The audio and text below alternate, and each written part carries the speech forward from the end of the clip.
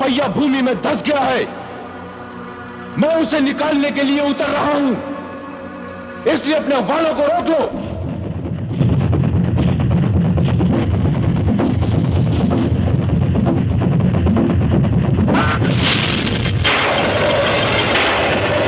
तुमने मुझ पर बहुत बड़ा अत्याचार किया है अंगराज कर्ण, बहुत बड़ा अत्याचार। तुम तो ये भेद जान गए थे ना कि तुम मेरे ज्येष्ठ भ्राता हो।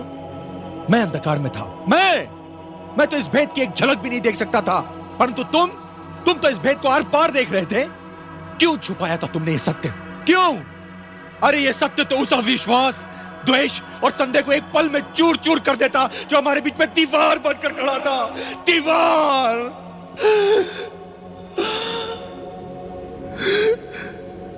तुम तो बस यदि इतना ही कह देते कि मैं तुम्हारा अनुज हूं, एक छोटा सा शब्द, ये छोटा सा शब्द तुम चुपके से भी कह देते ना भैया, तो तुम्हारी सौगंध, ये शस्त्रों की झनकार और युद्ध की हाहाकार भी इसकी मधुर ध्वनि की राह ना रोक पाते। मैं अपना गांडीव तुम्हारे चरणों में रखकर तुम्हारे गले लग जाता भैया, तुम्हारे गले लग जाता। और फिर ये रक्तपात और ये युद्ध कभी ना होता भैया, कभी ना होता। तुमने क्यों इस सत्य को छिपाया था? क्यों नहीं बताया? किसने सी दिए थे तुम्हारे होठ?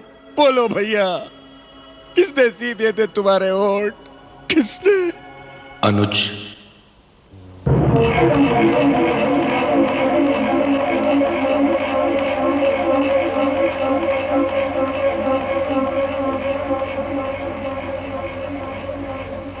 मैं विवश था अनुज, मुझे क्षमा कर देना। मेरे होंठ मेरे वचन ने सी दिए थे। वचन? कैसा वचन?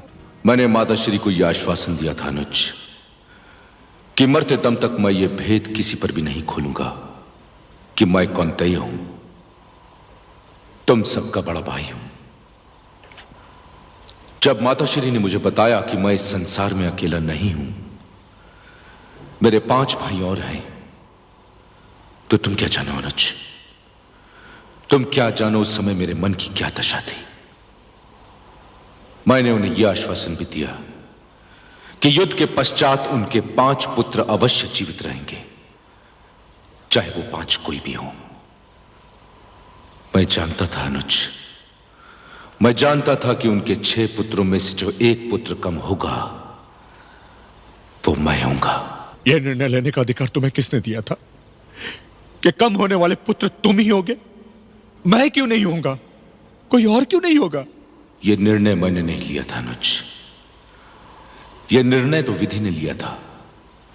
यह निर्णय तो नियति ने कर लिया था कि मरने वाला पुत्र मैं ही हूंगा। माता के पुत्रों में से केवल मैं ही एक ऐसा था जो सत्य का साथ दे रहा था, और मैं ये जानते हुए भी कि मैं असत्य का साथ दे रहा हूं, उसका साथ छोड़ न सका अनुज। मैं विवश था। विवश थे तुम? क्यों विवश थे? क्यों साथ दे रहे थे तुम असत्य का, जबकि सत्य सत्य अपनी बाहें खोले तुम्हें अपनी गोद में भरने की प्रतीक्षा कर रहा था। उस सत्य की बाहें मुझसे इतनी दूर थी अनुज कि मैं उन्हें देख भी नहीं पा रहा था।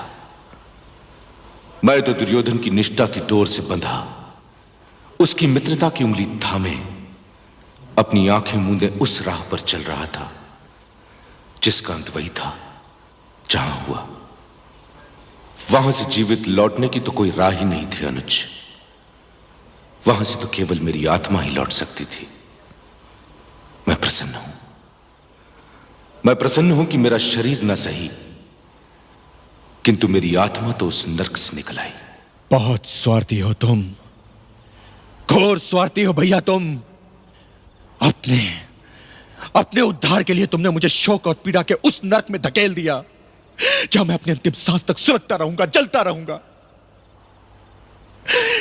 क्या कभी मैं इस दुख से बाहर आ सकूंगा कि मैंने अपने इन हाथों से तुम्हारा वध किया है, तुम्हारी हत्या की है भैया, तुम्हारी हत्या की है मैंने, तुम्हारी हत्या की है। नहीं अनुज, तुमने अपने हाथों से मेरी हत्या नहीं की थी। मैंने तुम्हारे हाथों से अपनी मृत्यु चाही थी। तुम्हारे हाथों से पाई हुई मृत्यु ही तो मेरी मुक्ति का द्वार खोल सकती थी। मुझसे पूछो कि आज मैं कितना प्रसन्न हूं कि मेरी मृत्यु तुम्हारे हाथों और केशव की आंखों के सामने हुई थी। मैं तो धन्य हो गया अनुज, धन्य हो गया मैं। मेरी मृत्यु संसार के सबसे महान योद्धा के हाथों हुई थी।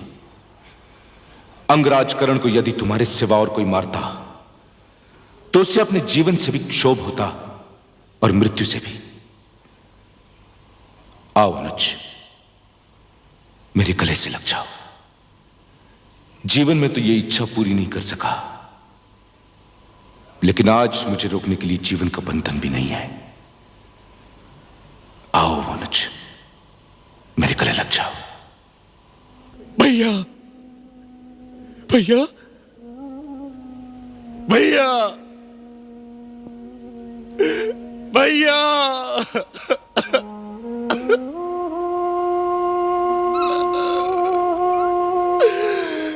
भैया।